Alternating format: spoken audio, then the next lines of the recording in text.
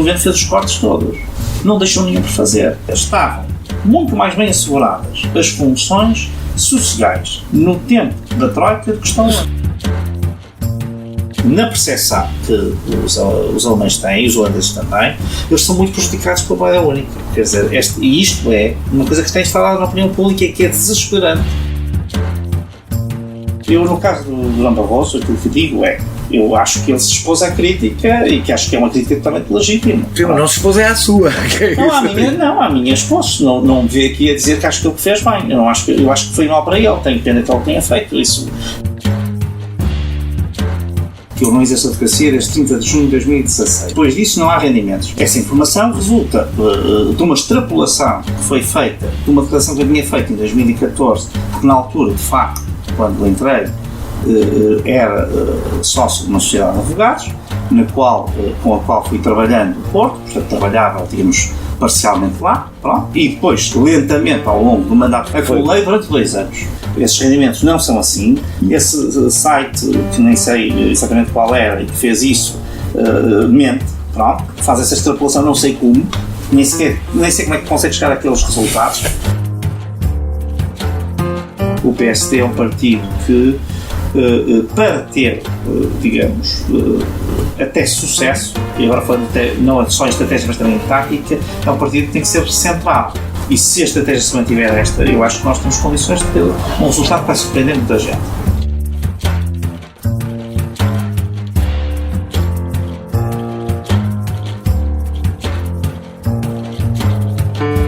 É mais do que uma entrevista, é menos do que um debate. É uma conversa com um contraditório em que, no fim, é mesmo a opinião do convidado que interessa. É um debate em que eu perco sempre. Perguntar Não Ofende é o podcast semanal assinado por mim, Daniel Oliveira, o que não faz chorar.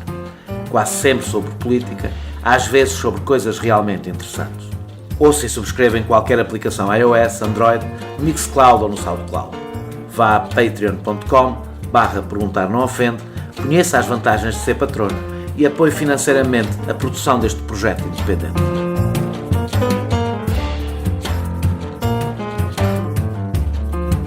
Poucas previsões deverão acertar no que vai acontecer à Europa. O Brexit é a sua primeira incógnita. Não estamos certos de como se fará e, quando for feito, apesar de todas as profecias, não sabemos bem que efeito terá. Certo é que a União, depois das próximas eleições europeias, não será a mesma de antes. Sem Reino Unido, a Alemanha reforçará ainda mais a sua importância relativa. Uma Alemanha que fez a Europa andar ao seu ritmo, com as suas regras e tirando grandes vantagens dela. É provável que continue a fazer e o que mudar, mudará porque mudaram os interesses alemães. Isso já se sente na tentativa de romper com as sacrossantas regras da concorrência para proteger os seus gigantes económicos do perigo chinês. Isto, a substituição da cooperação pela punição e a crescente divergência entre economias desde a criação da moeda única podem ajudar a explicar muito do que aconteceu na Europa. Ou então, preferimos acreditar que o descontentamento é obra de Putin, do Facebook e de um mal-estar global que não resulta de qualquer erro europeu. Há uma Europa antes do euro e depois do euro. Mas também há uma Europa antes da crise de 2008 e outra depois da crise de 2008. A forma como a União lidou com as suas vítimas periféricas ficará gravada no epitáfio das esperanças europeístas. A forma como a direita portuguesa aproveitou o preconceito contra os latinos preguiçosos para vender a retórica de um país que vivia acima das suas possibilidades também deixará marcas profundas que ainda hoje se sentem na dificuldade do PSD construir um discurso coerente na oposição. Desde o alargamento a leste, que também marcou uma viragem na natureza desta União, o Partido Popular Europeu é o governo da União Europeia, capitaneado pela CDU e contando com o forte apoio nos países do leste europeu. O meu entrevistado de hoje não é apenas cabeça de lista do PSD às eleições europeias. É vice-presidente do PPE e, por isso, fortemente vinculado à União que hoje existe. É sobre os erros do passado e os perigos do futuro que falarei com Paulo Rangel, tendo como sombra negra o Brexit e o mais do que provável crescimento da extrema-direita nas próximas eleições europeias. Muito obrigado, Paulo Rangel, por ter aceitado este meu convite. Numa entrevista recente que li sua, assume o Brexit como algo semelhante ao que aconteceu no Brasil ou nos Estados Unidos, como consequência de uma crise ocidental geral. Não é uma forma cómoda de ver as coisas que nos livra de confrontar a União com as suas disfunções? Não, quer dizer, eu acho que não, Oscar. Eu, em caso algum, desconsidero o fator europeu, ou seja, haver razões europeias para a crise na Europa e nas democracias europeias. Agora, o que nós também não podemos cair é no erro de julgar que isto é um mal-estar europeu apenas. Porque se o populismo se afirma com o Trump nos Estados Unidos, se ele se afirma de forma ainda mais preocupante numa democracia muito menos, digamos, robusta, como é a brasileira, se nós vemos o que foi a deriva turca, se nós vemos o que é o Putin, portanto, nós não podemos pensar que a Europa é responsável por tudo. No caso do Brexit, até, em rigor, o Reino Unido é dos países europeus aquele que sofreria menos impacto, digamos assim, das políticas europeias. É verdade, mas isto também pode querer dizer que o Reino Unido era aquele que tinha mais facilmente sairia, poderia ser, ou seja, para quem o impacto da saída era menor. O que podemos concluir é que se outros pudessem fazer a mesma escolha também a fariam. Não, curiosamente aconteceu o contrário. Quer dizer, assim que se deu o referendo do Reino Unido, em 23 de junho de 2016, todas as sondagens de países em que tinha havido, por exemplo, no caso dos Países Baixos da Holanda, ou no caso da Dinamarca,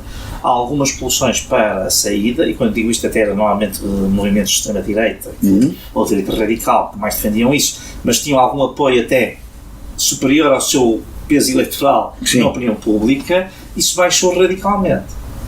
Ou seja, portanto, não acho que seja por não poderem ou por não quererem. Aliás, podia haver a ideia de que, havendo um que queria sair, os outros fossem seguir o exemplo. E, curiosamente, o apoio à manutenção na União Europeia e até nos eurocéticos, que muitos deles à direita e outros à esquerda. É porque é interessante, há uma diferença, por exemplo, em relação ao Bolsonaro ou ao Trump. Um terço do eleitorado do Labour votou no Brexit e não foi eleitorado que a seguir foi votar na extrema-direita, é eleitorado que nas eleições seguintes votou no Corbyn, não é? Portanto, quer dizer que o fenómeno não tem a mesma, como é dizer, consistência política. Não, quer dizer, o caso do Brasil está sendo um caso diferente. É diferente dos Estados Unidos, é completamente diferente. Aliás, porque é um crescimento que faz praticamente só à custa da direita. Eu acho que o efeito da globalização e da digitalização, duas revoluções, digamos, que marcam o início do século XXI, criou de facto tensões sociais, não é? Isto numa análise que eu chamaria marxiana, não marxista, mas enfim, inspirada no fundo naquilo que eu penso que continua a ser, do meu ponto de vista, na situação política, o fator ainda mais decisivo para explicar, digamos, quer o posicionamento, quer os comportamentos políticos, que é o fator socioeconómico ou cultural. Eu acho que não é estritamente económico no sentido material. Sim. Não é? Mas quer dizer... Há uma parte da ansiedade que as pessoas sentem, uma é social e económica e outra é simbólica, é cultural, Mas quer dizer, no objetivo um bocadinho marxiano, ou se quiser um bocadinho inspirada no Montesquieu, que é um sociólogo à la lettre, ou no Tocqueville, que nunca deixaram de fazer uma análise que no fundo depois o Marx retoma em termos sistemáticos e diferentes, e porventura mais profundos, e com uma visão da história, aliás, enfim, interessante, não é? Mas quer dizer, numa análise dessas, eu acho que nós temos aqui duas grandes classes, de uma forma muito grosseira e simplista. E uma são dos que são excluídos das vantagens dessa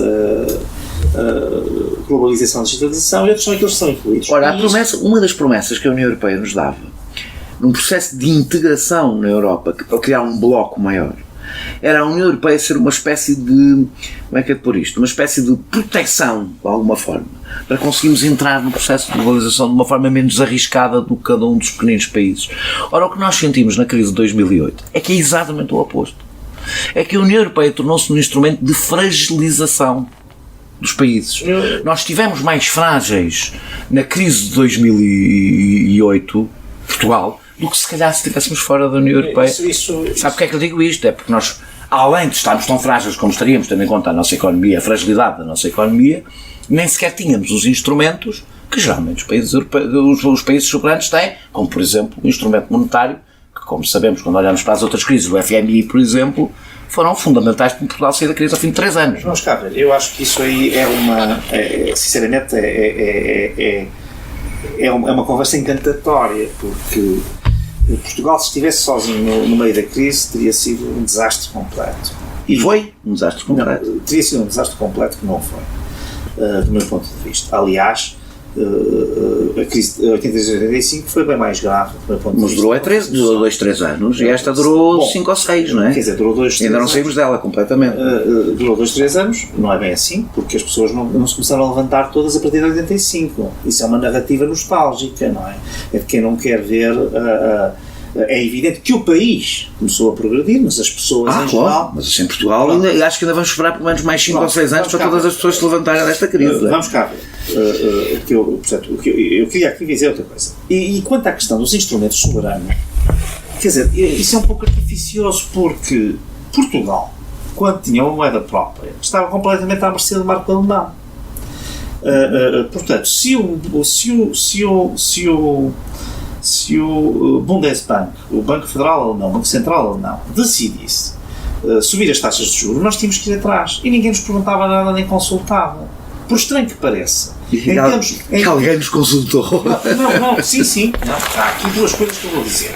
Em termos macroeconómicos, de algum modo, nós temos, e eu vou já dar um exemplo paralelo, embora talvez não seja, se possa dizer que não se podem fazer todos os paralelos, mas em termos macroeconómicos, nós temos mais influência, vamos dizer que tínhamos poder no sentido de ter, mas temos mais influência dentro do que fora do euro. E isto porquê? Porque justamente nós estamos no Banco Central Europeu, temos aí um peso próprio, podemos ter no Conselho de Governadores, e para além disso, mesmo que haja decisões que são tomadas contra aquele que seria o interesse nacional português, portanto que haja uma ampla maioria em que nós ficamos isolados, ou ficamos com mais 2 ou 3 isolados, o que acontece é que nós podemos, ao menos, antecipar quais são as decisões que são tomadas. Portanto, nós somos consultados e nós podemos precaver-nos. Coisa que no regime anterior isso não acontecia. Em Frankfurt ligava-se para Londres, e ligava-se para Tóquio, e ligava-se para Paris e para Washington, mas não que se ligava para Lisboa. Eu devo dizer que eu tenho a sensação que agora a única coisa diferente é que não se liga para Washington, porque parece-me que os telefonemas são os mesmos. Não, mas a questão não é essa, não. É que nós estamos lá presentes, é uma coisa totalmente diferente. Nós estamos a acompanhar o processo. Vamos cá ver. Nós estamos a acompanhar o processo e fazemos parte do processo de decisão. Falemos do poder exatamente na Europa. Com a saída do Reino Unido, a Alemanha ganhará, eu disse isso na introdução, um peso acrescido numa União onde muitas vezes já se comporta com ticos imperiais. Eu não sei se concorda comigo ou não. Não teme que a arrogância da Alemanha em relação à União Europeia se reforce? Vamos cá ver. Eu acho que a saída do Reino Unido é trágica para a União Europeia, é muito má. E acho que, em particular, para um país como Portugal, é francamente má. Quer dizer, ou seja, eu acho que as perdas que nós vamos ter, e agora o que estou a dizer, são perdas geopolíticas. Quer dizer, não estou a referir agora... Eu estou só a falar da geopolítica, exatamente. Do tal peso, no fundo, peso relativo de cada das pequenas e médias potências, enfim, fazendo uma análise histórica tradicional, portanto, do que é o equilíbrio de poderes dentro da Europa, não é? O equilíbrio das potências várias, das pequenas e médias e das grandes, enfim, pronto. E eu acho que para um país como Portugal é muito mau. Porquê? Porque o Reino Unido, mesmo quando nós estamos em desacordo com ele representa, isto eu conheço bem o processo de decisão interno da União Europeia, ele representa uma visão atlântica, uma visão extrovertida por exemplo, no caso de Daniel Oliveira, também representa outra coisa que é capaz de não gostar. Representa uma posição muito mais liberal que tem a Alemanha ou que tem a França. Portanto, em termos económicos. Eu não tenho dúvidas disso. Agora, não é, com certeza, porque eu acho que o Reino Unido era, desse ponto de vista, é preciso também acreditar que o Reino Unido seria sempre a mesma coisa, politicamente, não é? Sim, não foi sempre igual. E há uma alternativa política que poderá, muito provavelmente, as coisas estão, se calhar, nem vai acontecer, mas... Imaginando o Reino Unido governado pelo Corbyn, provavelmente, eu acho que o Reino Unido passaria a ser uma influência diferente. Mas não é a história dos últimos 30 anos. Claro que não é? Até porque, como sabemos, o Labour nos últimos 30 anos foi um partido liberal, não é? Quer dizer, só muito recentemente deixou de ser. A minha questão não é sequer só, não é propriamente ideológica, é, como nós sabemos, na Europa, as coisas muito mais importantes muitas vezes não têm a ver com questões ideológicas, têm a ver com os pesos de cada Estado, o que é interessante para cada Estado a cada momento. Sim. Misturam-se as duas coisas, não é? E a Alemanha, que tem tido uma posição, eu dei aqui o exemplo, já lá vamos, não vamos falar disso agora, sobre a concorrência, prepara-se para mudar radicalmente a sua posição sobre a concorrência por causa dos seus interesses. A minha pergunta é, se nós todos não vamos ficar, ou seja, se um dos grandes problemas da União Europeia, que é o excesso de peso de uma potência, em que a França se deixou de ser um contraponto e passou, a vez de ser um contraponto, que era o que devia ser, a alinhar, a reforçar o eixo franco-alemão, que eu acho que é mau para nós. Haver um eixo franco-alemão é mau para nós, porque é um eixo alemão, na realidade. Se isso não vai piorar um pouco mais. Ora bem, mas cá ver, mas o que eu queria dizer é o seguinte, portanto, eu acho que é mau, as coisas vão piorar neste sentido. Deixa de haver uma visão atlântica, uma visão marítima, uma visão extrovertida. E, portanto, isto, para um pequeno, no caso português é um médio país, mas para um médio país que é marítimo, que é extrovertido, que é atlântico, eu costumo dizer que nós somos uma ilha rodeada de mar e de Espanha por todos os lados, e, portanto, com estas características, a perda do peso geopolítico do Reino Unido, ainda que seja muitas vezes até refletido em soft power, o que eu quero dizer com isto às vezes é apenas o perfume em algumas decisões que lá está, mas a verdade é que é uma visão da Europa, que é uma visão muito atlântica, muito extrovertida, mais globalista, mais... e menos integradora. Ou seja, menos federalista, se quisermos. Eu não gosto da expressão federalista, é usada para tudo. É para tudo, sim. Não é usada sem rigor. Mas o que dizia é, menos integradora, sim, embora o Reino Unido também nunca supôs a integração desde que fossem os outros. Desde que fossem os outros. Aliás, o Churchill era o que queria. O Churchill queria uma União Europeia dos outros, não é? Ele queria os Estados Unidos e a Europa, verdadeiramente. Sem o Reino Unido. Sem o Reino Unido. Porque ele, esse é o único erro, aliás, espantoso no Churchill, não é? Porque, tendo em conta que ele tinha sido um visionário toda a vida, estava mais ou menos do lado certo da história, sem que ninguém lhe desse razão, mas, por exemplo, quanto à sobrevivência do Império Britânico, foi exatamente o contrário. Ele acreditava que o Império Britânico poderia continuar e nesse aspecto estava já, enfim, era, como acontece a toda a gente, também era um homem do seu tempo, não era apenas um visionário. Portanto, às vezes está preso, está encarcerado no seu próprio corpo e, portanto, há coisas que a pessoa vê fora desse contexto, outros que não vê. Mas, quer dizer, isto para dizer o seguinte, eu acho que pode haver realmente algum reforço da Alemanha. Eu não acredito muito nessa ideia de que a França que a França já não tem poder nenhum. Não, a França, quer dizer, também pode oscilar. Eu, quando olho para os protagonistas políticos, por exemplo, no palco europeu, os franceses têm, como aliás os ingleses, os britânicos, têm uma formação e um high profile, um perfil alto, que em muitos casos pede messas aos alemães, não é? E portanto não acho que os franceses tenham assim tão pouca influência quanto se diz. Mas vamos por exemplo, explorar aqui muito mais um bocadinho o peso da Alemanha. A verdade é que a Alemanha neste momento, mas a Alemanha é uma potência relutante, não quer esquecer isso, ela não quer bem... Pois não, a Alemanha não quer dominar o resto da Europa, a Alemanha quer que a Europa sirva para os seus interesses. Que, aliás, na realidade, eu acho que é todos os países, menos alguns que vivem num europeísmo utópico e um bocadinho ingênuo, não querem. Sim, penso que já nenhum vive no europeísmo. Acho que Portugal ainda vive. A verdade é que a Alemanha... talvez o António Costa vive. Por acaso, eu acho que eu estou o governo anterior, ainda mais, mas nós vamos... Não. Havemos de falar disso. Europeísta, é o contrário. Não quero saltar já para esse assunto, vamos falar do governo anterior.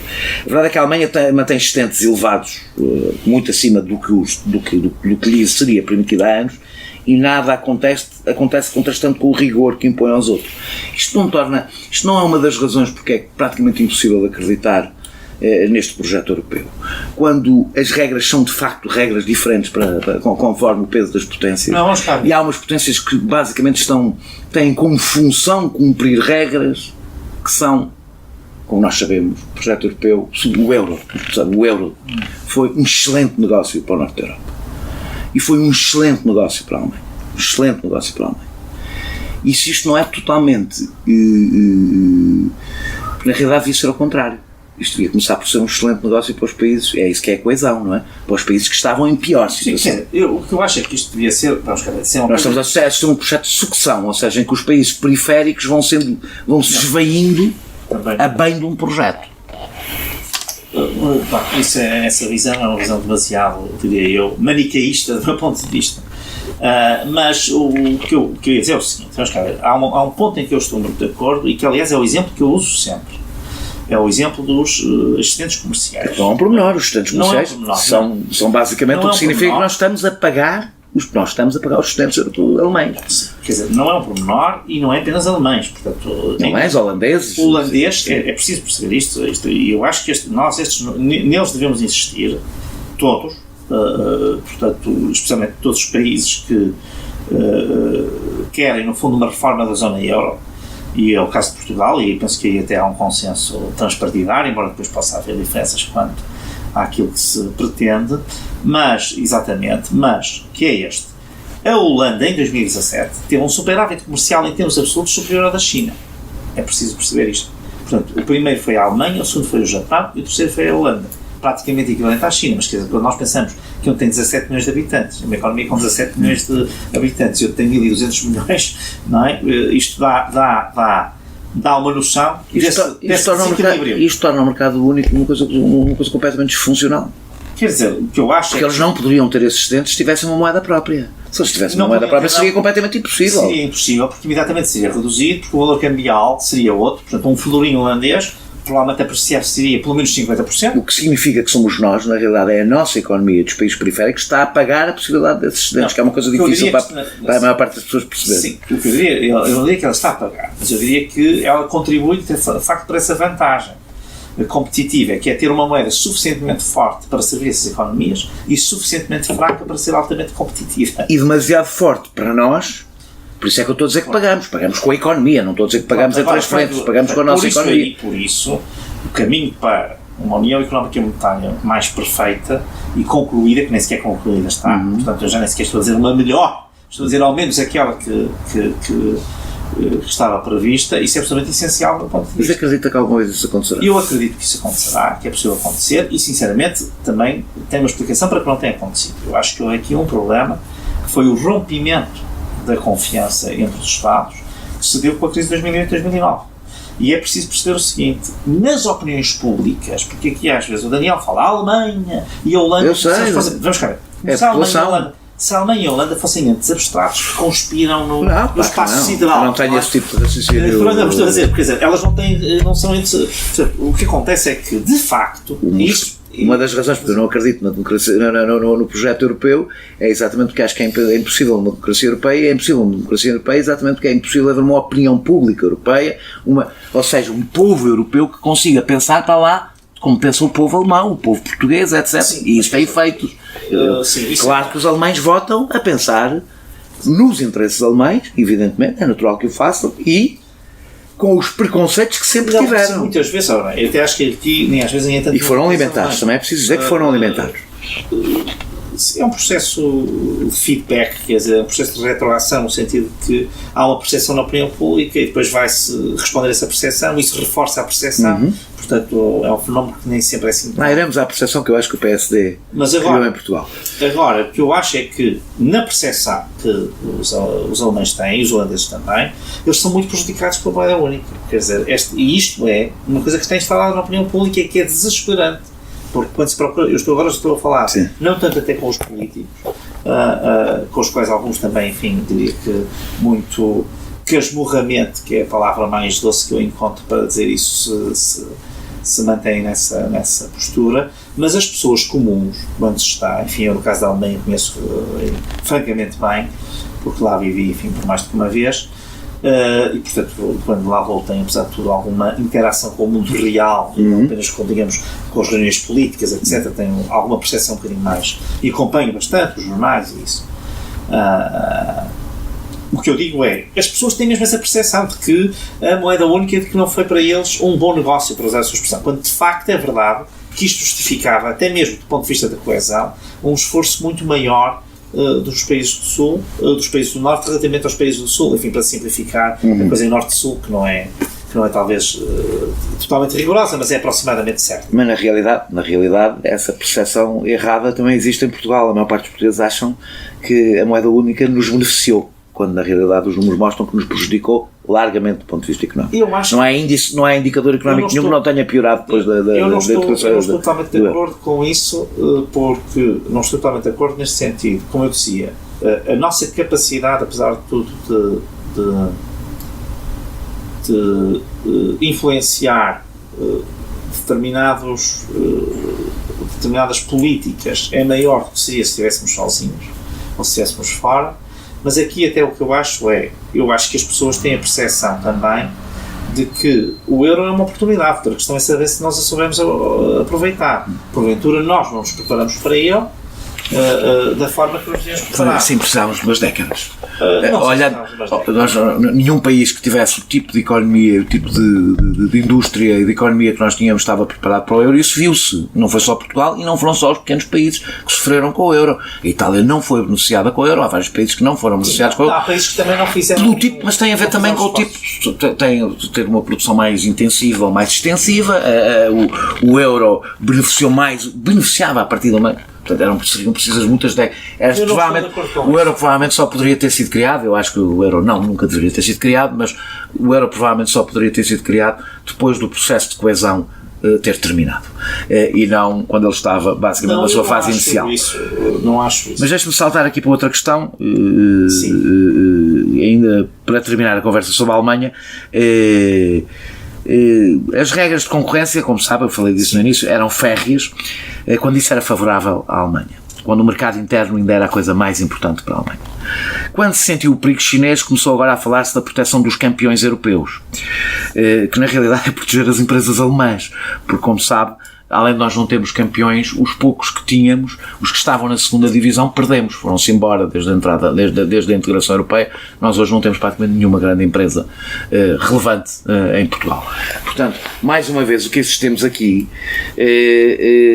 é um processo de integração e de mudança de estratégia da Europa que corresponde apenas aos interesses de 1, 2, 3 países. Mais uma vez, eu acho que aí, sinceramente, é um pouco... E a minha pergunta é porque é que nós, portugueses, devemos de querer defender os campeões alemães? Eu aí, sinceramente, acho que aqui estamos mais uma vez numa lógica, há pouco era um pouco maniqueísta e agora é um pouco simplista. Porque, vamos cá, ou há globalização ou não há globalização. Portanto, mas defende regras... Não, o que eu digo... É que eu defendo que os Estados ajudem a proteger as grandes empresas. Eu defendo, mas julgava que a União Europeia não o permitia. Não, e a União Europeia tinha regras de concorrência, que também não eram provavelmente contra as grandes empresas em si, eram regras de concorrência adequadas à estrutura do seu mercado. Sabe, não era só isso. Calma, não, tinha regras de concorrência adequadas à estrutura do seu mercado. Não há praticamente nenhum país que tenha as regras de concorrência que a União Europeia tem.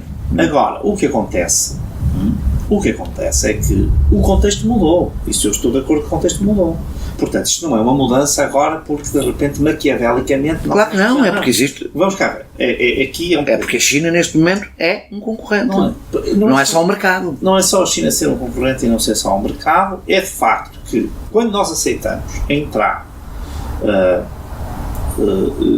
nas regras do mercado global, e isto significou uma descida, no fundo, essencialmente das tarifas, e portanto uma abertura enorme ao comércio internacional, e a Europa entrou muito nisso. No fundo, aquilo que inicialmente era um puro mercado comum, e depois que é um mercado único, é um mercado interno, de repente já está altamente dissolvido num mercado global muito mais soft, muito mais, digamos, muito mais fácil de entrar e no qual nós podemos entrar e também que pode entrar dentro do nosso mercado do que antes. Portanto, nós não temos agora uma espécie de ilha protegida como tínhamos anteriormente. E, portanto, isso obviamente implica repensar eventualmente as regras da concorrência. Só que para nós é tarde demais. Para Portugal é tarde demais. Ou seja, Portugal, entretanto, não pôde proteger poderíamos dizer, motores aquilo que poderiam ser os motores da sua economia, como se sabe. Nenhuma economia é forte se não tiver grandes empresas agora, que lhe sirvam de motor, ou então funciona como a Irlanda, que é de bolha em bolha, vai saltando de bolha em bolha. Às vezes corre bem, outras vezes corre mal. A verdade é que os níveis de bem-estar dos irlandeses têm subido, mesmo mas é isso que eu estou a dizer, de bolha em bolha. Não há uma coisa que se baseie em motores económicos próprios, não é? Que permitam... Eu não teria essa visão tão... Até acho que é um bom exemplo daquilo que se pode fazer para alavancar economias com determinadas... para lhes dar, no fundo, perspectivas de progresso, de crescimento e de integração e de melhoria, de prosperidade até para o povo. O caso irlandês acho que é um bom caso, não deve ser visto como um mau caso. O que não quer dizer que não tenha havido erros pelo caminho, enfim, como há em todos os processos, não há nenhum que não os tenha. Mas eu volto aqui à questão dos campeões, quer dizer, eu acho que vale a pena pensarmos nisso, se faz sentido ou não. Trabalhámos todos para apoiar a Siemens. Não é porque é disso que estamos a falar. Não estamos a falar, estamos a falar de saber se qual é o tipo de concorrência que hoje é necessário para estar no mercado que é muito mais aberto do que era há 30 anos atrás. Deixa-me voltar só... Portanto, mas atenção, eu não estou a defender necessariamente a posição alemã. Só estou a dizer que a questão que é colocada, e nós pensamos se queremos esse modelo ou se não queremos, ela é pertinente. Mas ela não é pertinente porque agora há uma deriva alemã que decide que agora que... é porque o contexto global se alterou. Nós não podemos viver em 2020. Mas eu concordo completamente consigo. Só que o contexto global, o problema é que quando nós nos integramos na União Europeia, o contexto global alterou-se para nós primeiro, no sentido em que nós... Mas eu queria dizer... ou seja, a Alemanha neste momento, a União Europeia neste momento tem que enfrentar uma realidade global diferente. Eu não estou de acordo, por exemplo, quanto à questão das empresas portuguesas fortes e tal, não acho que elas tenham sido destruídas em Portugal por causa das regras da concorrência. Eu nem sei se o PSI 20 ainda existe, porque provavelmente tem que ser PSI 12. Não, mas isso não tem nada a ver com as regras da concorrência europeia, não foram elas que originaram isso. Em Portugal não havia nenhuma empresa com relevo europeu praticamente para entrar em direito da concorrência. Não, muito pouco. Com certeza, a questão era se Portugal, se o Estado português podia ou não podia apoiar diretamente empresas para si que considerem importantes para si, como a Alemanha, aliás, se prepara para fazer neste momento, e como a França sempre fez. E que Portugal foi impedido de o fazer, o que significaria que foi impedido de o fazer. Foi impedido nem que seja, como se sabe, na Europa, que funciona tudo por...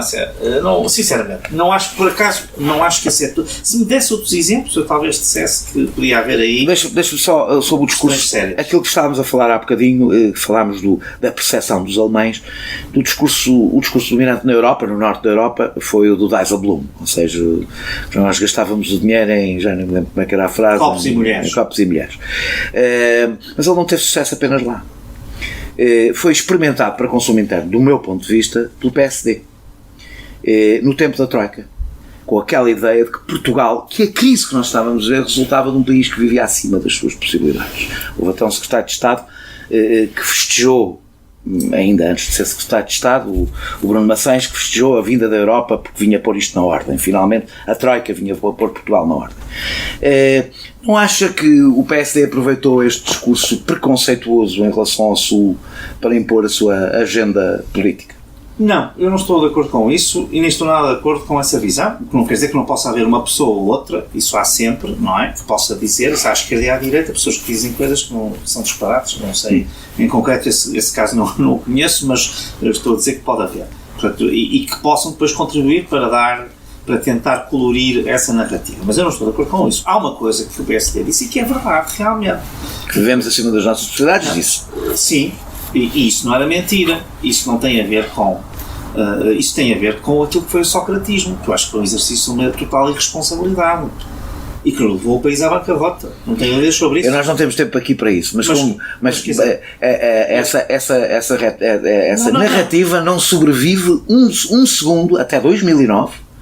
Até a Europa mandar gastar dinheiro, essa narrativa não sobrevive um segundo aos números. Não sobrevive um segundo aos números. Sobrevive completamente, porque basta olhar o que foram. O nosso problema era a dívida externa, não era a dívida pública. Até 2009 tivemos uma dívida pública abaixo da média europeia. O nosso problema era a dívida externa, privada, de uma banca endividada. Mas que havia muita gente que achava que não havia, nomeadamente o governador do Banco de Portugal, Vítor Constâncio, achava que a dívida externa não era um problema. Certo? Pronto. Aliás, houve até uma certa polémica entre ele e o Cavaco Silva sobre esta matéria, logo no início de 2002, 2003, por causa da questão se a dívida externa continuava a ser relevante dentro do euro ou não. Portanto, esse é um aspecto. Bom, portanto, a narrativa, eu diria, socialista do PS, era que isso não contava, mas não é só isso, peço desculpa.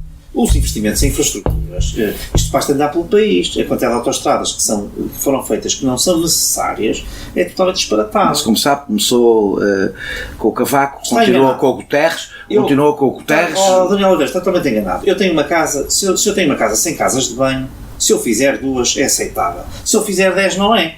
Portanto, o que fez o Cavaco e o que fez o Guterres ainda, até, são coisas totalmente, do ponto de vista rodoviário, eram infraestruturas absolutamente necessárias. Eles, se passarem em Oliveira das Mães, em 20 km têm 3 autoestradas no sentido norte-sul. E isto é uma coisa inaceitável. Quando, por exemplo, não houve nenhum investimento na ferrovia. Mas, por exemplo, não temos TGV, contra o qual foi feito esse discurso, e hoje estamos totalmente desligados da rede europeia de TGV. Vamos cá ver. Eu estou totalmente de acordo com o discurso que foi feito por causa do problema do excesso. Se o TGV tivesse sido uma alternativa, estamos totalmente de acordo, tivesse sido uma alternativa a outro tipo de investimentos, era uma coisa diferente. Nós estamos desligados da rede europeia de TGVs. O que Mais ou menos, não há uma rede europeia de TGVs. Não sei se sabe, por exemplo, na Suécia não há TGV. Está bem. Certo? Pronto. E não é por falta de dinheiro.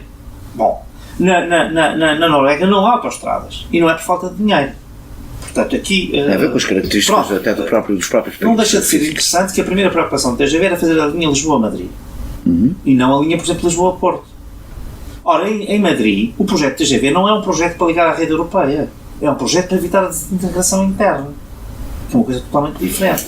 Que é um eixo radial em que todas as capitais de província, a primeira linha está a ser construída, não passará por Madrid. Não, peço desculpa, é só para explicar que é que às vezes dizem-se as coisas assim com uma... e para nós não é muito conveniente estar no eixo radial da Espanha. Nós estamos a desviar-nos um bocadinho. Eu não estou a desviar. Fui eu que puxei o TGV, portanto fui eu que me desviei. Assumo a responsabilidade. Não, para dizer que não. É para dizer que a respeito das várias coisas... Nesta paragem não apiadeiro. Mas eu não quero, porque eu só quero dizer o seguinte. Sem dúvida que com o socratismo houve irresponsabilidade do ponto de vista da despesa. E eu até acho que os portugueses... Mas eu não contestei sequer isso. Eu digo é essa a narrativa para a explicação do que aconteceu a Portugal. Não é a mesma coisa dizer que uma coisa aconteceu e dizer que ela é responsável, ou a principal responsável, pelo que aconteceu, não é? Agora, eu até vou um bocadinho mais longe. Eu acho que uma parte muito importante da população portuguesa, e até acho que é maioritária, reconhecia que houve exageros. Isso até explica porque é que em Portugal, apesar de realmente o programa de austeridade ser duríssimo... Mas acha que o Sócrates foi responsável pelo que aconteceu em Portugal em 2011? Eu não estou a perguntar se teve responsabilidades, ele estava a governar, evidentemente. Não, eu acho que ele foi responsável. Minha pergunta é, se o que aconteceu em Portugal, e que também aconteceu na Grécia, e que também aconteceu em Irlanda, e não aconteceu em Espanha por um triz, como sabe, sim, foi a responsabilidade de José Sócrates? Não, sem dúvida que o grau de gravidade da situação económica, as vulnerabilidades de Portugal existiam. Isso eu não estou lá todas.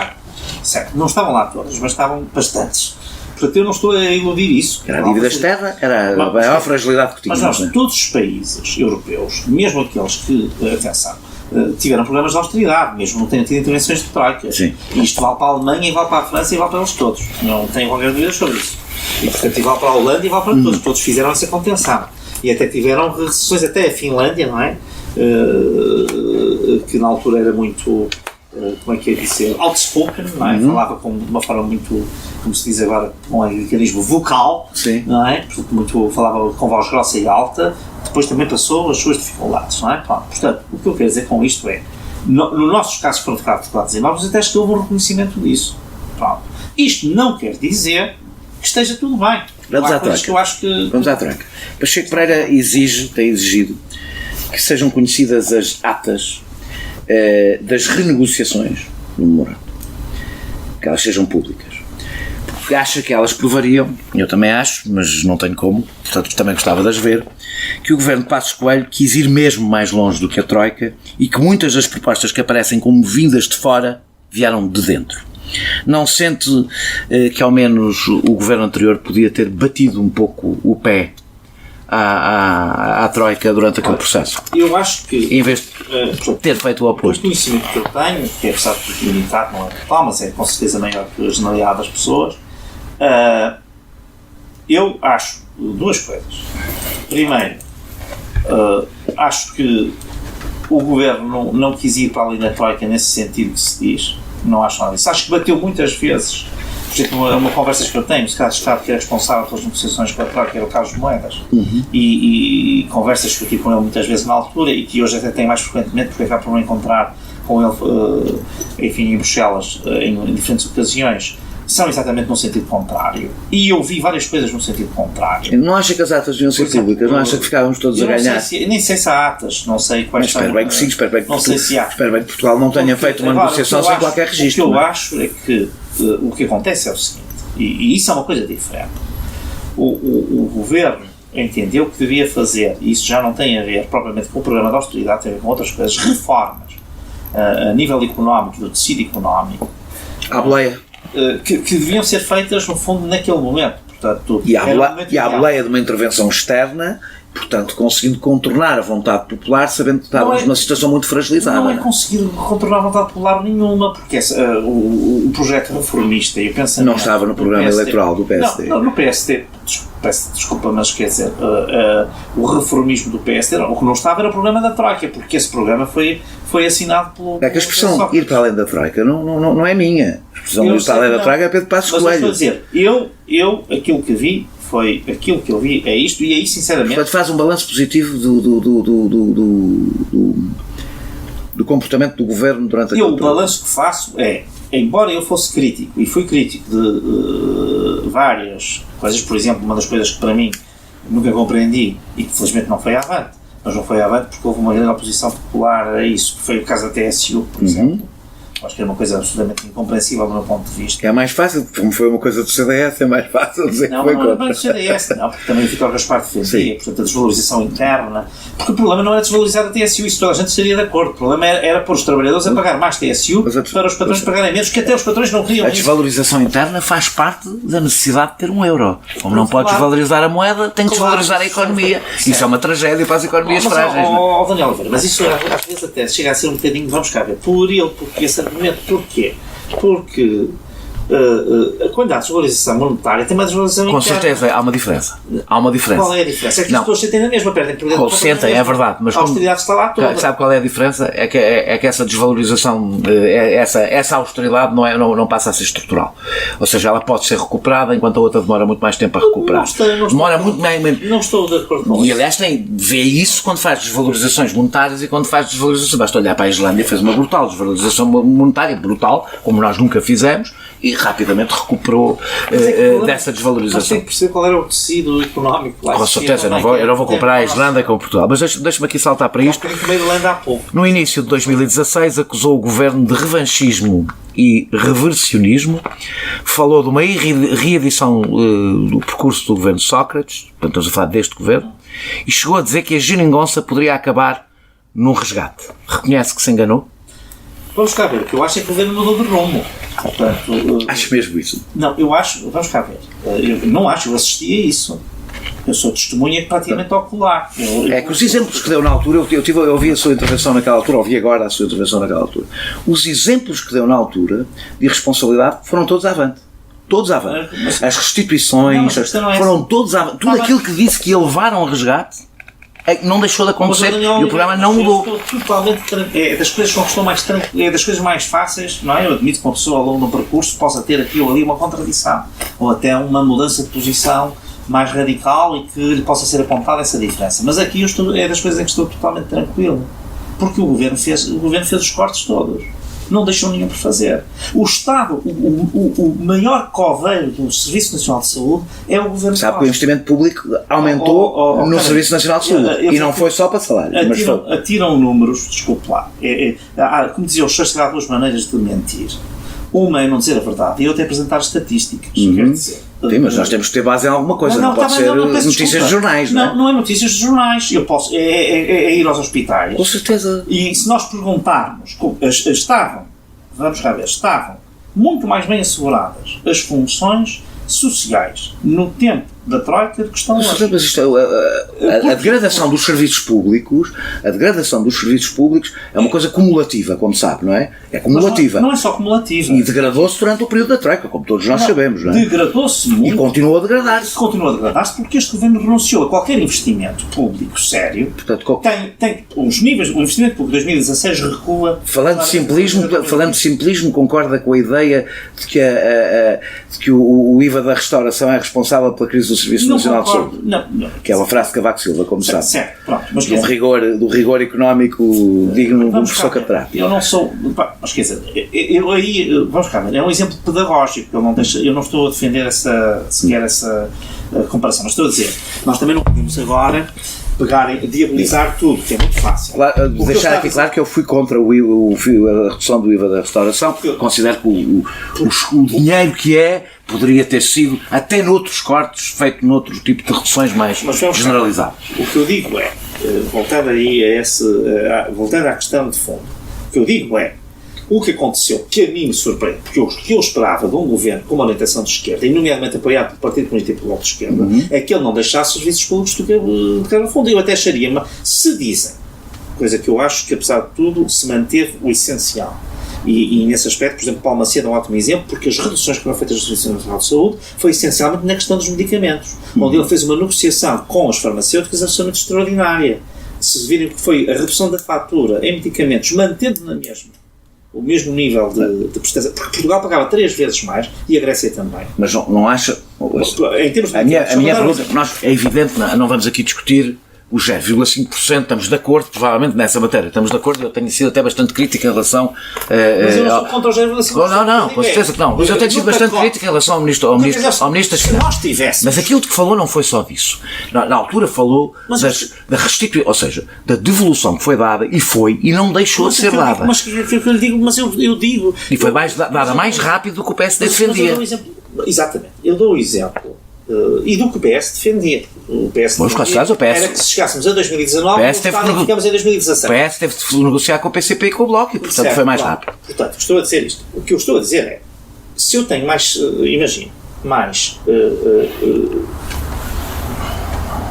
imaginemos 20 euros no bolso por mês. Estou a pensar numa atualização feita na altura, numa reversão, etc. Mais 20, mais 25. E ao fim de 6 meses, isto significa mais 150 euros que eu tenho, esses 150 euros não pagam mais 6 meses ou 7 meses de atraso numa consulta no Serviço Nacional de Saúde. E foi isso que o Governo fez. O que o Governo fez com a ferrovia, com a supressão sistemática continuando uma linha política que vem desde Cavaco Silva até hoje, certo, sem exceção em nenhum governo. Certo, mas que aqui teve uma especial gravidade. Mas é sem dúvida que, aliás, nós falamos disso quando temos aqui alguma apresentação da TGV, estamos a falar até de uma escolha entre rodovia e ferrovia, que eu acho que se poderia ter feito na altura, e não seria conta. E é isso podemos responsabilizar todos os governos desde a entrada na União. Mas não são todos iguais. Este aqui fez, portanto, as cativações e os cortes são brutais na proteção civil. E eu disse isso também, porque eu não tenho... Na proteção civil houve cortes muito sérios em 2016. Sim, até insinuou na altura que o Ministro das Finanças era responsável por quase direto de mortes, não é? Não disse isso, nunca. Eu disse quase direto. Mas eu não digo isso, não. Mas eu não tenho dúvidas que há uma relação, sem dúvida, entre um desinvestimento numa certa na segurança de pessoas e bens, e eu vejo isso, por exemplo, na segurança rodoviária, vê-se isso. Como sabe, esse investimento no tempo da Troika foi altíssimo, sobretudo nesse tipo de serviços. Como eu digo, manteve-se o osso das coisas, e aqui, como se queria fazer, portanto, o que eu digo é, como se queria fazer, porque aqui, no fundo, o que é que acontece? Aqui foi-se atrás do que dá no olho e tirou-se as pessoas aqui. E não só, e aquilo tinha um impacto mais rápido na economia, e teve. Não teve. Não foi a única coisa, há evidentemente fatores externos, como sabe, também houve fatores internos. Porque aqui não houve nenhum reformismo na economia, portanto, não houve nenhuma... repare, se olhar para a competitividade para as pequenas e médias empresas, não há nenhuma única medida tomada durante este tempo. Em 2016... Portanto, eu aqui o que queria dizer, queria só dizer o seguinte, eu acho que esse vaticínio não estava errado, o Governo é que resolveu, já que não tira de um lado, tira do outro. Como eu digo, faço uma coisa curiosa, que é, dá com uma mão e tira com as duas, porque aumenta os impostos indiretos que são cegos. Se fizeres, mais uma vez, isso não resiste às contas. Isso não resiste às contas. Os impostos não aumentaram. A média de impostos não aumentou. Não, a carga fiscal é a maior. Como sabe, a carga fiscal é outra coisa, e tem a ver com tem a ver com a redução do desemprego que fez. É que uma das coisas que as pessoas, quando ouvem essa frase, não sabem é que a TSU e os descontos para a Segurança Social contam para a carga fiscal.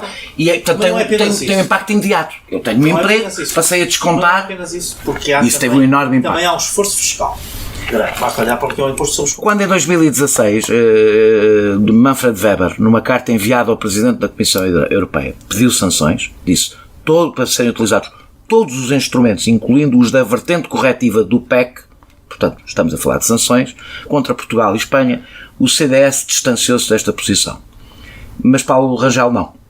E estamos a falar do Presidente do partido, de que Paulo Rangel é vice-presidente. Não considera que pôs os interesses partidários à frente dos interesses do país? Não, pelo contrário. Eu fiz muito. Aliás, o Mário Centeno e a Margarida Marques foram lá agradecer numa reunião e agradeceram publicamente à frente de toda a gente os esforços que eu fiz para não fazer aplicar as sanções. Peço desculpa. Porque não sei onde é que foi buscar essa coisa de que eu não me distanciei, não sei qual é. Eu disse em todo o lado, há dezenas de registros das empresas escritas que era contra as sanções. Mas o Manfred Weber, curiosamente, não disse isso. Basta ler o artigo do Expresso que saiu. Eu li a carta antes de vir para esta entrevista, li a carta. E a carta não fala. Fala disto que eu acabei de dizer, que são sanções. Não são sanções. Não fala de Portugal e de Espanha. Porque a questão, o que se põe na altura é que o Moscovici, que é comissário socialista, se preparava para ter um regime para a França e para a Itália e aplicar a Portugal e a Espanha outra. Por uma razão muito simples, porque na França e a Itália havia governos socialistas e em Portugal e Espanha não havia. E, portanto, ele, quando faz isso, aliás, ele explica isso ao Expresso, está muito mais a pensar no regime de exceção para a França e para a Itália do que está a pensar no caso de Portugal e de Espanha. E ao ter falado no Parlamento sobre a chegada dos radicais ao governo no Parlamento Europeu, num momento em que estava um momento muitíssimo sensível na negociação, não acha que também prejudicou Portugal, independentemente da opinião? Eu não acho, sinceramente, eu até acho curioso isto, quer dizer, cada partido tem uma visão sobre Portugal. Eu acho que para Portugal é mau. Mas estamos a falar de um momento muito sensível, quando fez esta intervenção, foi um momento muito sensível para Portugal, não é? Não, eu sei o que eu vou dizer e volto e direi sempre. Em que essa percepção contava muito, a ideia de que chegaram os radicais, não podemos... Como foi a mesma percepção que levou depois a um determinado tipo de relacionamento com a Grécia, não é? Não, peço desculpa, eu vou dizer o seguinte, e aqui digo, eu acho que é contra o interesse de Portugal, que o Bloco de Esquerda e o Partido Comunista isso é outra coisa. E fazia o governo. Isto é a minha, eu não vou deixar de dizer isto, e portanto, e isso não vou deixar de dizer.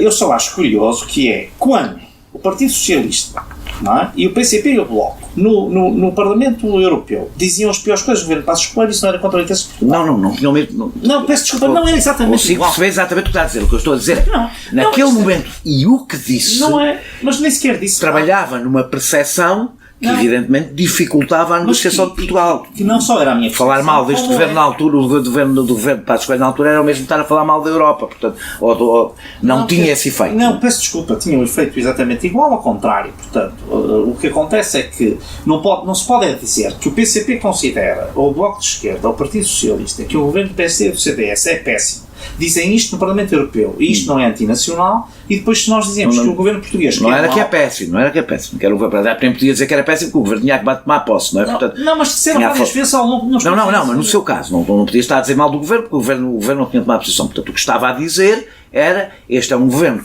de radicais, acho que este é um governo de radicais, acabou de dizer o oposto, peço desculpa, não disse o oposto, peço desculpa, estou a dizer, o Bloco de Esquerda e o Partido Comunista, do meu ponto de vista, são partidos populistas de esquerda, eu sempre disse isto, não tenho, e são partidos radicais. Curioso, porque depois o governo que apoiaram até o acusa do oposto, o Paulo Rangel acusa de ser um governo talvez excessivamente moderado, ou parecido com o do PSD. Eu não acuso, eu nunca disse isso. Não, estou a falar nesta nossa conversa. Quando estava a falar... Não, o que eu digo é o seguinte, o governo não é parecido com o PSD, porque o PSD não pôs em causa os serviços públicos essenciais. Não me diga isso, durante a troca que os serviços públicos a saúde essenciais... nunca esteve no estado em que está, de degradação. E a segurança de pessoas e bens também não. O PPS está finalmente a fazer alguma coisa em relação ao Sr. Vítor Orbán. Mas do que percebi, Paulo Rangel não defende a expulsão do Fidesz do seu partido. Defende a expulsão do... Sempre defendi. Aliás, eu vou dizer-te uma coisa. Há aqui um comentador em Portugal que sabe perfeitamente, porque eu até já falei com ele, que isso não é verdade, mas que repete sistematicamente a mesma coisa. Que é o Rui Tavares. Mas eu digo o seguinte, eu sempre votei contra o Orbán, portanto os meus votos que estão... defender a expulsão. E dentro do partido do PPE, dentro da presidência, já há mais de 2 ou 3 anos que defende a expulsão e a saída do Fidesz, e o PSD não só criou a pool de partidos que veio propor o processo tendente à expulsão, como assinou essa carta. Mas até fui eu que fiz isso juntamente com várias pessoas, a que se juntou aliás o CDS. Antes não estava, vamos dizer que não estivesse a favor ou contra, mas não tinha uma posição. Nós estamos a falar do Orbán, mas na realidade não é só, o problema não é só o Orbán e não é só o PPE, portanto não, o PPE ao menos faz alguma coisa. Quando entrevistar o Paulo Marques não deixarei de fazer perguntas sobre a Roménia. Não, e a Roménia agora está numa situação muito grave. Como se sabe, neste momento existe uma candidata. Sendo que eu acho, devo dizer que o PPE tem uma posição totalmente cínica em relação à Hungria, totalmente cínica em relação à Hungria, viveu muitíssimo bem estes anos todos, com um regime que, na minha opinião, é um regime semiditatorial. Tem milícias na rua, tem todas as características. Acho comovente o empenho que se existe em relação à Venezuela e depois dentro da própria casa, dentro da própria União Europeia, vive-se tão bem com o que está a acontecer na Hungria. Desculpa lá. Há coisas que tem que se dizer e que se tem que se dizer muito seriamente. comparar a Venezuela com a Hungria... Estamos a falar da América Latina e da Europa. Não, nós estamos a falar de pelo menos 7 milhões de pessoas que estão à beira da fome. Eu não estou a falar de... Não, mas eu estou a falar... Não, mas é que eu não estou. Mas eu estava a falar de democracia, eu não estava a falar... Eu não estou a falar da situação humanitária, eu estou a falar... Quanto à Hungria, estou à vontade. Estou a falar da Hungria, estou a falar da democracia. E quanto à Hungria? Democracias prósperas até. Ditaduras prósperas, não é? Eu também posso explicar qual é a posição, qual é a questão do PPE e posso rebater a sua visão, ou pelo menos temperá-la, porque eu acho que ela tem que ser temperada, talvez não tenha que ser rebatida. No PPE existe uma divisão, que aliás não é apenas a questão da Hungria, é muito grande, e os partidos que são claramente contra o Fidesz, como é o caso do PSD, e que lhe vou dizer quais são os partidos do Benelux, são os partidos nórdicos. Era normalmente o partido francês, que desta vez não apareceu nisto, mas normalmente os franceses também eram, e era Portugal, até. Pronto. Agora juntaram-se os gregos e os irlandeses, que normalmente não estavam nesta...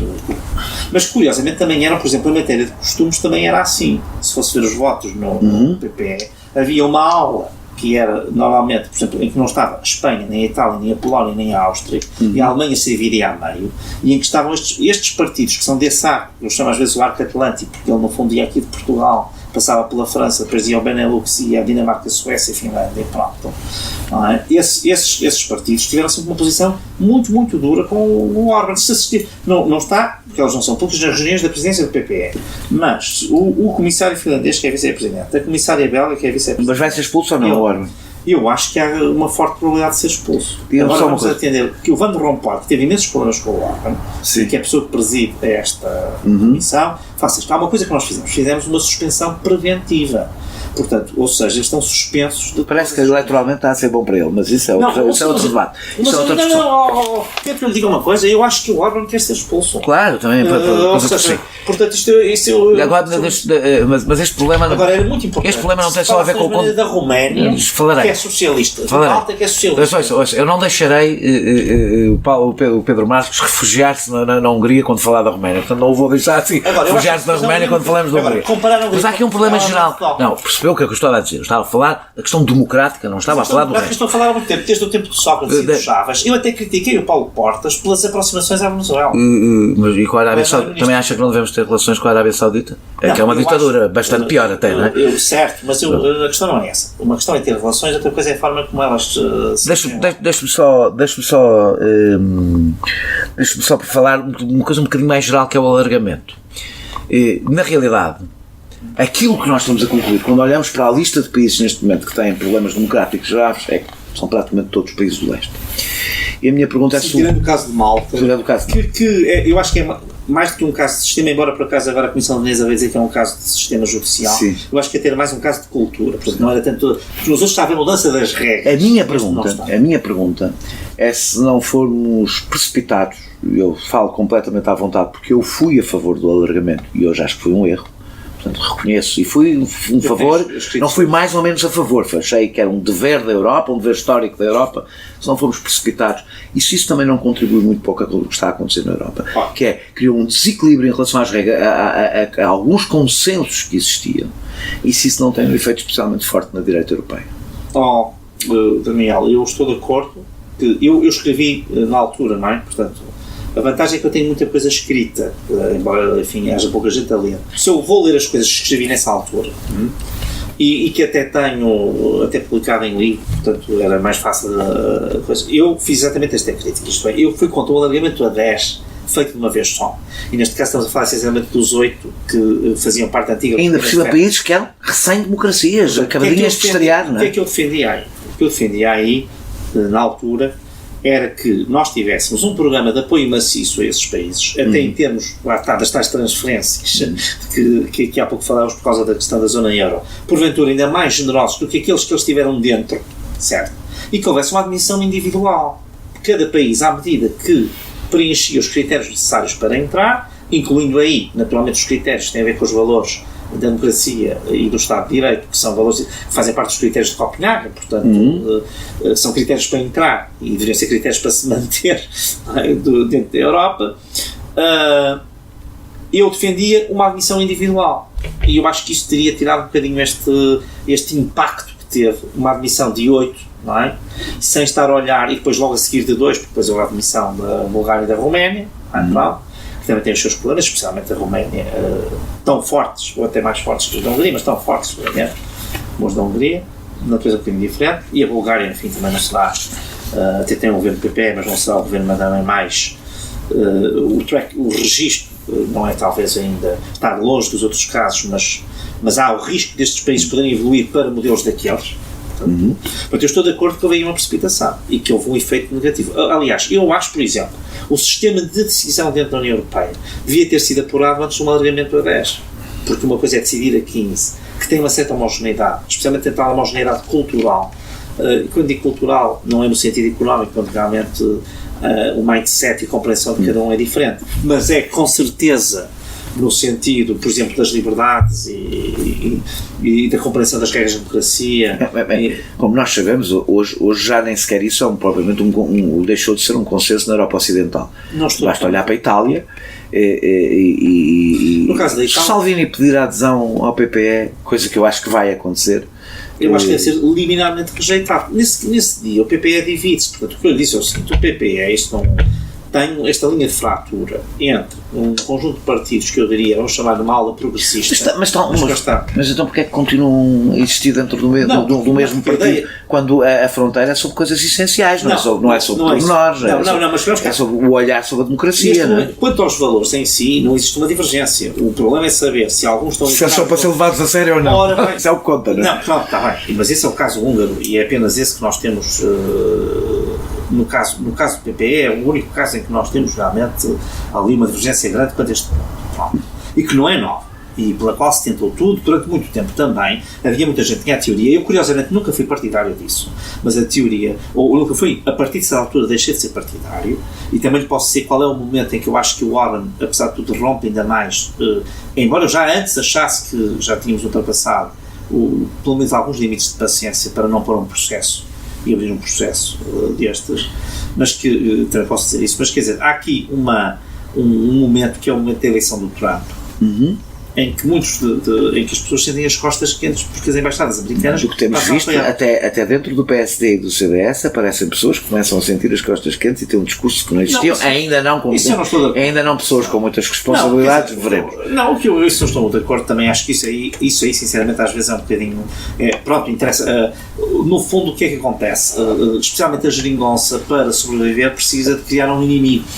E portanto inventa... As sondagens não dão grande perigo, até ver mas o que eu digo, ao espaço da geringonça. Não, mas vamos cá ver. O problema da geringonça não é apenas esse, embora eu não estaria tão confiante.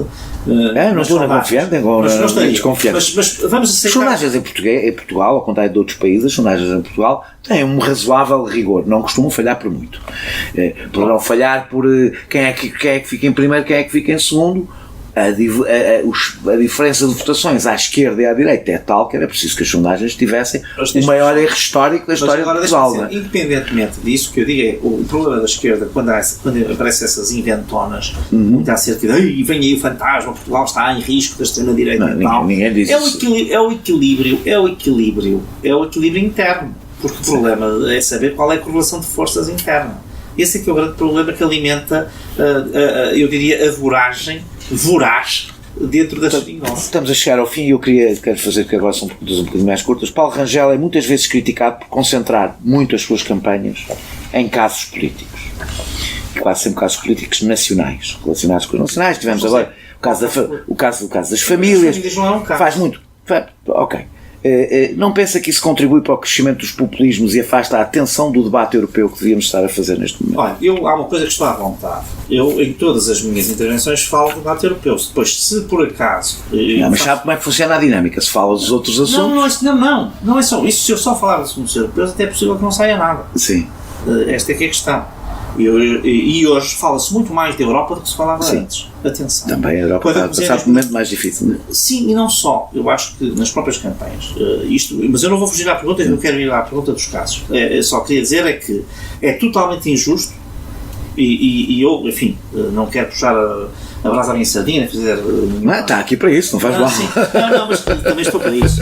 Mas quer dizer, fazer no fundo elogio em boca própria é vitupério. Mas sinceramente, eu às vezes até me dá vontade de rir quando vejo o candidato dizer que não há pensamento europeu nem há propostas europeias, quer dizer, ainda está para nascer o dia em que vamos ver qual é o pensamento. O meu pensamento europeu está completamente escrito, pode ser todo, aliás... Sim, mas estamos a falar das campanhas, destes momentos que são momentos... E pensamento, e até como sabe, são sempre mais difíceis para a reflexão. Concretas que até são, eu diria, mais facilmente atacadas. Mas não acha que explora muito os casos?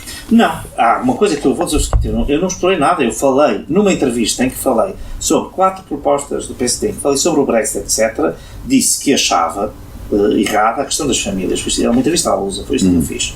E que, segundo António Costa, foi que disputou isto, que não foi nada. No mesmo dia que saiu a entrevista, havia uma infografia de 2 páginas do Correio da Manhã, que é capaz de ser uma coisa muito mais linda do que a minha entrevista à Lusa. Certo? Portanto, talvez fosse isto, enfim, eu até agradeço a importância que ele me atribuiu, mas eu não a tenho. Agora, há uma coisa que eu vou dizer o seguinte: quem deu a isto uma dinâmica eleitoral foi o PS, não foi a oposição. Porque a remodelação ocorre no dia 18 de fevereiro, certo? Pronto. Nesse dia tira 2 membros do governo para serem o número 1 e o número 2 da lista. Portanto, isto há uma certa governamentalização da campanha europeia. É o que isto significa.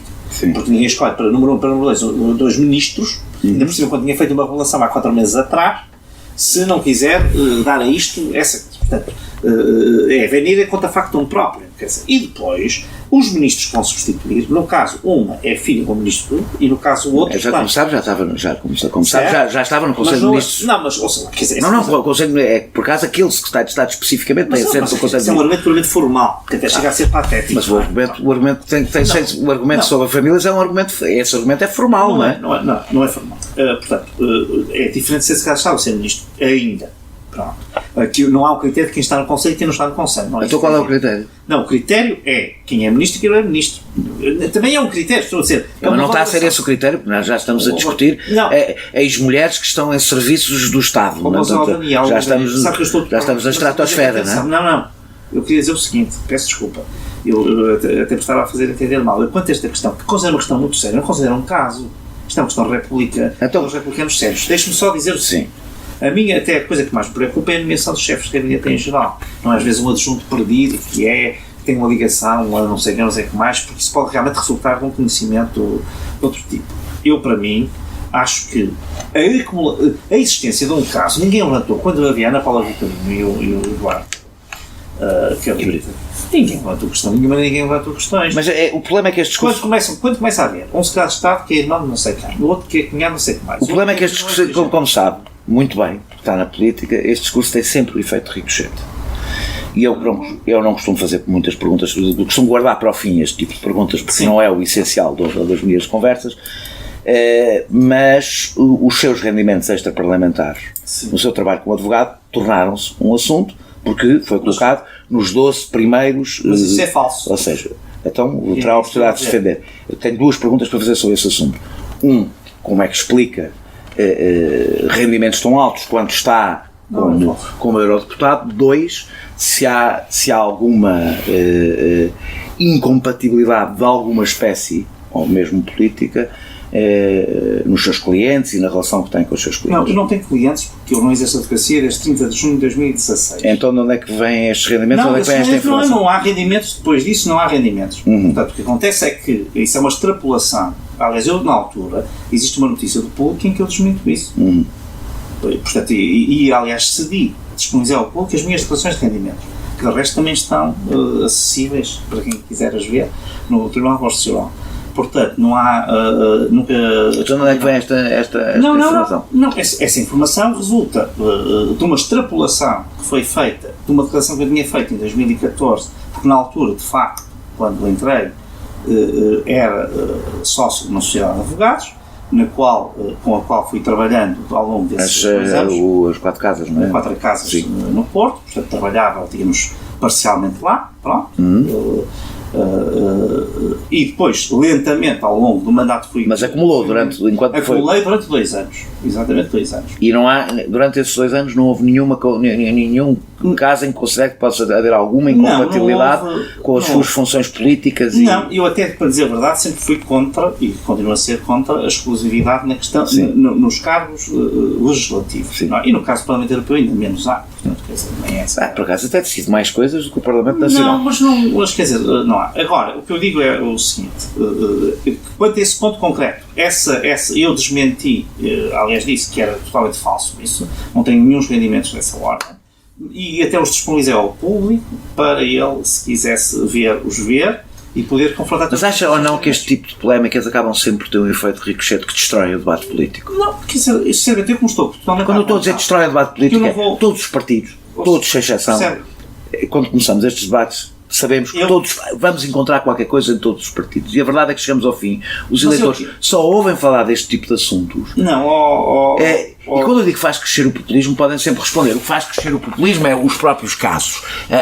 Mas não é verdade. Porque se nós passarmos 90% do debate político a falar disso... Eu estou muito... Quando estou muito tranquilo com o senhor. Portanto, todas as coisas que eu fiz são transparentes, estão devidamente declaradas. E, agora, ao contrário do que algumas pessoas, porque obviamente ficam incomodadas, talvez porque as coisas não estejam a correr tão bem como esperavam, querem fazer ataques pessoais que eu nunca fiz, nem faço, podem fazê-los. A conversa das famílias, se quiser chamar ataque pessoal a isto, isso também é um ataque pessoal. Não, porque o ataque não foi feito a ninguém. Então não foi? Não, desculpe. Eu falo por mim. Não ouviu tudo o que foi dito sobre Mariana Vieira da Silva? Não, desculpe, eu até vi muitas defesas dela, dizer que era uma pessoa excepcional e não sei o que foi. Pronto. E, no entanto? Não, o que eu digo é, mas isso não tem nada a ver com a pessoa. A questão é... Os seus rendimentos também não têm a ver com a pessoa, têm a ver com... Mas eu quanto a isso, eu já lhe dei a minha explicação. Esses rendimentos não são assim. Esse site, que nem sei exatamente qual era e que fez isso, mente. Pronto, faz essa extrapolação, não sei como, nem sei como é que consegue chegar àqueles resultados, pelo que eu vi, que na altura foi o público que me avisou, portanto, que me telefonou a dizer, vai sair este relatório amanhã, e este relatório diz isto, pronto, portanto, não corresponde à verdade, eu só posso dizer, não é verdade. Para terminar... E posso dizer uma coisa, e que deixei de exercer a advocacia, não tenho mais nenhum ato de advocacia praticado desde 30 de junho de 2016. Portanto, depois manteve-se lá a declaração com base na qual eles extrapolam isso, e que eu não sei como é que extrapolam também, como eu digo, ficou lá, e portanto deve ter sido com base nisso que aconteceu essa coisa. O que pensa do percurso de Durão Barroso depois de sair da presidência da Comissão Europeia?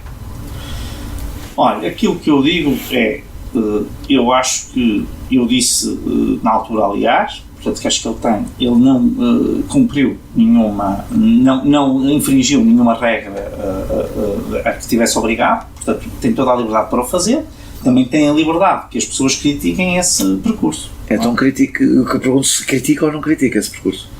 Quer dizer, eu acho que, sinceramente, há uma coisa que eu sempre fiz quanto a essa questão, acho que ele está na plena liberdade. Agora, acho que, evidentemente, que isso para ele, por exemplo, em termos de uma futura carreira política, uma pessoa que eventualmente poderia ser um futuro candidato a presidente da República.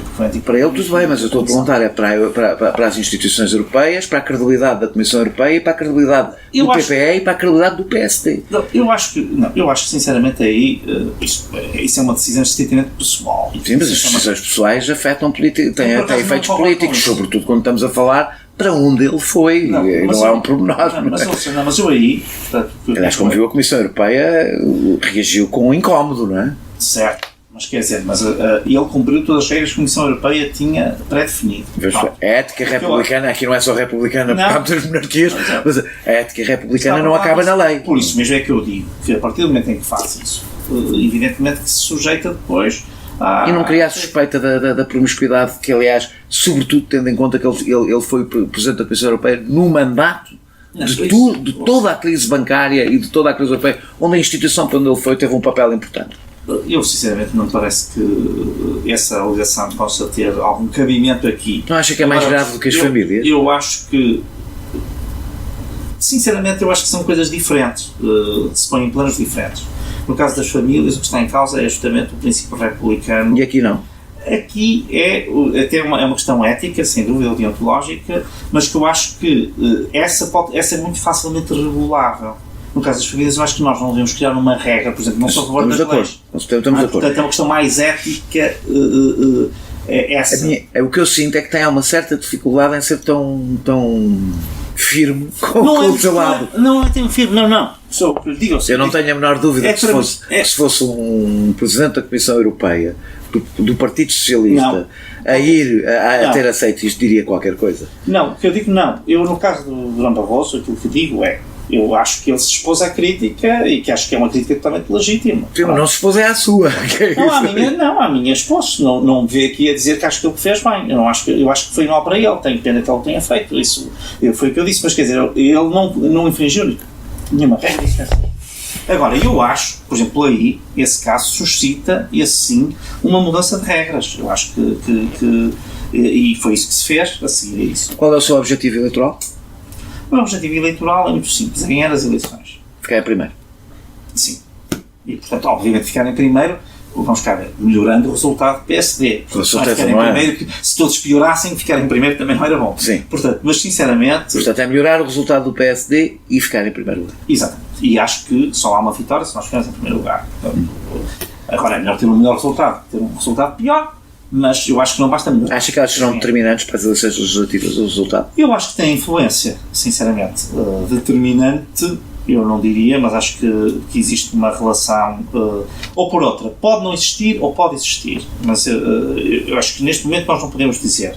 Mas eu, digamos, se eu fosse o estratego a pensar de fora e olhar de fora para isto, eu diria que há uma dinâmica que se pode criar e que para o PSD é importante entre as eleições europeias e as eleições legislativas. Acha que Rui Rio é o melhor líder do PSD para este momento? Eu acho que é o líder que o PSD escolheu, é o líder certo para este momento e que nós...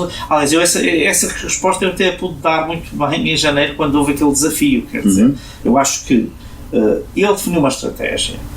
Eu acho que a estratégia dele, sinceramente, do meu ponto de vista, é uma estratégia que até está certa. Portanto, há pessoas que não concordam com a estratégia, mas eu concordo com a estratégia. Quer dizer, eu acho que o PSD é um partido que, para ter, digamos, até sucesso, e agora falando até, não só em estratégia, mas também em tática, é um partido que tem que ser central. Pronto, e, portanto, é um partido que tem uma clara dimensão social, que tem uma vocação social, que tem que chegar, sempre que foi vitorioso, foi do centro-direita até o centro-esquerda, às vezes foi buscar algumas pessoas à direita também, mas essencialmente do centro-direita, centro e até centro-esquerda, e portanto esta orientação parece-me que é uma orientação que vai no sentido certo. Não é? Depois pode haver, obviamente, questões de estilo, achar se está mais apurado, se não está, enfim, isso é uma coisa que depois pode discutir. Mas que eu sinceramente, como digo, do meu ponto de vista, nós devemos ter aqui um primeiro momento que é as eleições europeias. E se a estratégia se mantiver esta, eu acho que nós temos condições de ter um resultado que vai surpreender muita gente. Muito obrigado por ter aceitado o meu convite. Nós regressamos para a semana com outros convidados. Este podcast é produzido por João Martins, a música é de Mário Lajinha e a ilustração de Vera Tavares.